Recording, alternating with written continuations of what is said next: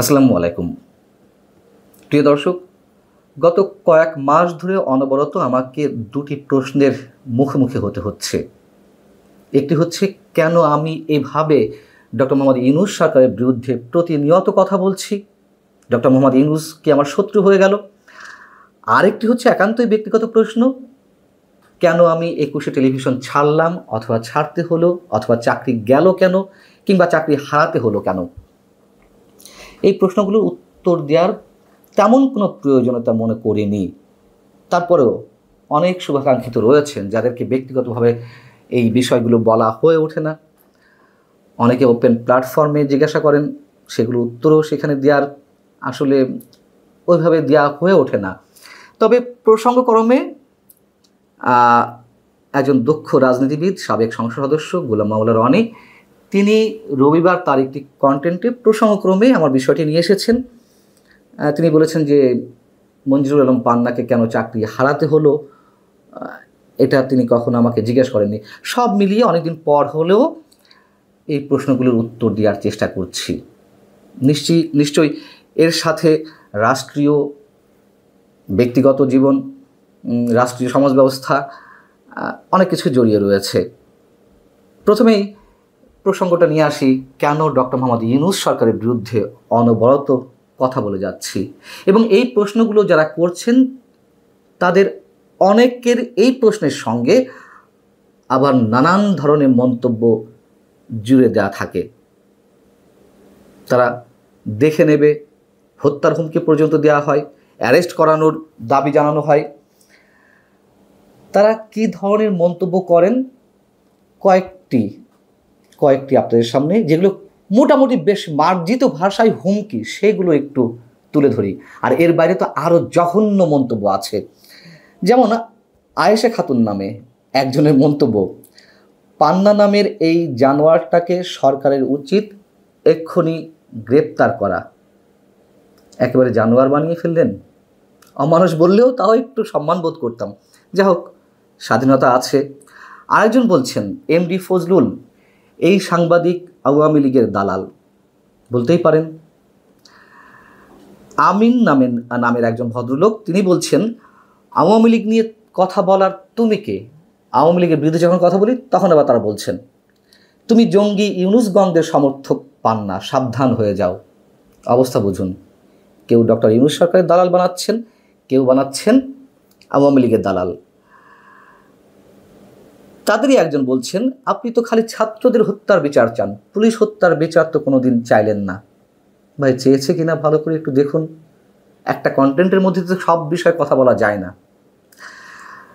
সোহেল রানা, তিনি বলছেন, এতদিন তো আওয়ামী লীগ ফ্যাসিস্ট কত কিছু বলেছেন, এখন কারা ফ্যাসিস্ট বোঝেন। অতুল প্রসাদ সেন, পান্না তুমি ভালো হয়ে যাও, তুমি এলিট ক্লাস পক্ষে কথা বলো, তুমি এন্টি ইসলামিস্ট, ফ্যামিনিস্ট, ইন্ডিয়ান র। আর কোনো উপমার প্রয়োজন আছে? মাহিদুল ইসলাম, তিনি বলছেন, মঞ্জুরুল আলম পান্না সাহেব, এখন কোথায় আপনাদের ২৪-এর বাক স্বাধীনতা? আপনাদের আরও উচিত শিক্ষা বাকি আছে। আমরাও মনে করি উচিত শিক্ষা বাকি আছে। কারণ সবসময় তো বিভিন্ন সরকারের অপকর্মের বিরুদ্ধে কথা বলতে হচ্ছে এবং তার জন্য অনেক ধরনের স্টিম রোলারও চালানো হচ্ছে। সরকার বা ডক্টর মোহাম্মদ ইউনূসের বিরুদ্ধে কেন সবসময় কথা বলি? কথা যে বলি এটা সত্য। ভাইরে শুনুন, একজন সাংবাদিকের কাজ কি? একজন সাংবাদিকের মূল কাজ হচ্ছে ক্ষমতাকে প্রশ্ন করা। ক্ষমতাসীনরা ক্ষমতাকে অপব্যবহার করেই তো নানান ধরনের অপকর্ম, দুর্নীতি, এরকম অনেক কিছু করে। এবং সাংবাদিকের কাজটি তো ওখানেই প্রশ্ন তৈরি করে আঘাত করা, উত্তর বের করে নিয়ে আসা, জবাবদিহিতে জায়গাটি তৈরি করা। এখন সরকারের বিরুদ্ধে কথা বলায় অনেকে রয়্যাল এজেন্ট বানাচ্ছেন, এই সময় অন্তত অনেকে ভারতের দালাল বানাচ্ছেন, আওয়ামী লীগের দালাল বানাচ্ছেন, কত টাকা খেয়েছি এমন প্রশ্ন তুলছেন প্রকাশ্যে। বলতে পারেন আমাদের সয়ে গেছে। আর যারা বলছেন কত টাকা খেয়েছি, সবার উদ্দেশ্যে ওপেন চ্যালেঞ্জ রইল, আমার এবং আমার পরিবারের সদস্যদের সবার যাবতীয় যেভাবে সম্ভব ব্যাংক হিসাব থেকে শুরু করে সব কিছু খোঁজ করার অনুরোধ রইল। আমি নিজে সহায়তা করব। আওয়ামী লীগের সময় শুনতে হয়েছে বিএনপি জামাতের দালাল, এখন শুনতে হচ্ছে ফ্যাসিবাদের দোসর, আওয়ামী লীগের দালাল, ভারতের দালাল। বিভিন্ন গোয়েন্দা সংস্থা আওয়ামী লীগের সময় আওয়ামী লীগের বিভিন্ন অপকর্ম, দুর্নীতি, অন্যায়ের বিরুদ্ধে কথা বলতে গিয়ে সরাসরি বলি, সামরিক গোয়েন্দা সংস্থার ডিজিএফআই সেটা এক নির্দিষ্ট করে বলি কি পরিমাণ স্টিম রোলার আমার পেশাগত জীবনে চালিয়েছে, যে আওয়ামী লীগের শেষ 10 বছর কোথাও স্থির হয়ে কাজ করতে পারেনি, কাজ করতে দেয়নি কোথাও। আর একটা কথা একটু মনে করিয়ে দিই, দালালি যদি করতেই হয় সেটা তো সরকারে যারা থাকে তাদের দালালি করাই ভালো, তাই না? করেছে না অনেকে, এবং এখনও করছে। যারা করেছে বিগত সরকারের দালালি, আর এখন যারা করছেন বর্তমান সরকারের দালালি, তারাই তো ভালো থাকেন এবং ভালো আছেন। বরং সরকারের বিরুদ্ধে কথা বলে আমাদের লাভটা কি? লাভের জায়গাটা হচ্ছে আমাদের দায়বদ্ধতার জায়গাটি নিশ্চিত করা। খোঁজ নিয়ে দেখতে পারেন যে কি হয়েছে আওয়ামী লীগের সময়, কি হচ্ছে এখনও। অনেকে প্রশ্ন করেন যে ডক্টর মোহাম্মদ ইউনূস কি ভালো কিছুই করছেন না? করতে পারেন, উল্লেখ করার মতো কিছু না।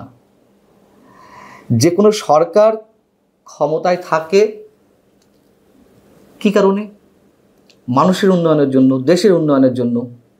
এটা তো খুব স্বাভাবিক, সেটা নিয়ে তো আলোচনার কিছু নেই। যখন নিউজ কোনটা, যখন আনইউজুয়াল কিছু ঘটে, অস্বাভাবিক কিছু ঘটে, সেটাই তো আলোচনার বিষয়। মনে করুন যে আমি তো একটা সংসারের অভিভাবক, একইভাবে আমার স্ত্রীও।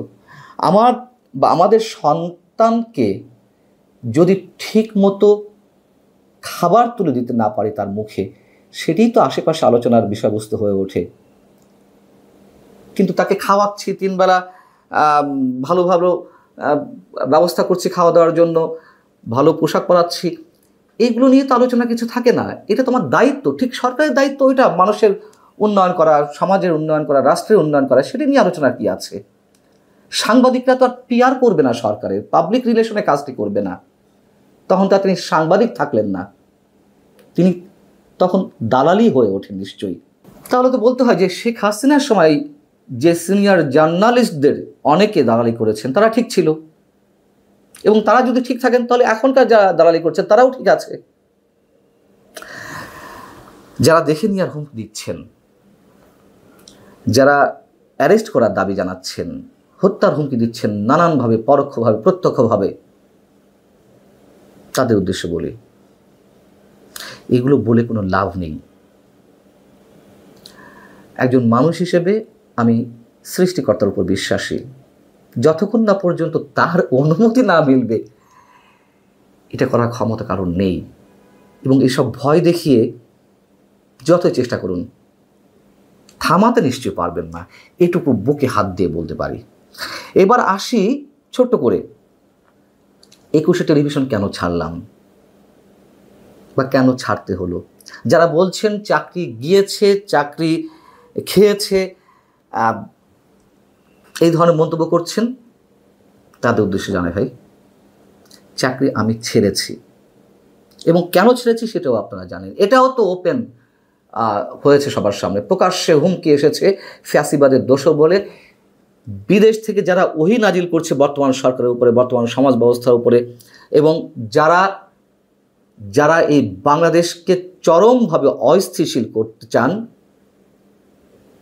যারা বাংলাদেশকে ডিপ স্টেটে পরিণত করতে চান, ডিপ স্টেটের খেলায় যারা মেতে উঠেছেন, তারা হুমকি দিল 24 ঘন্টার মধ্যে ফ্যাসিবাদের দোসর মঞ্জুর আলম পান্নাকে 21শে টেলিভিশন থেকে বিতাড়িত করতে হবে।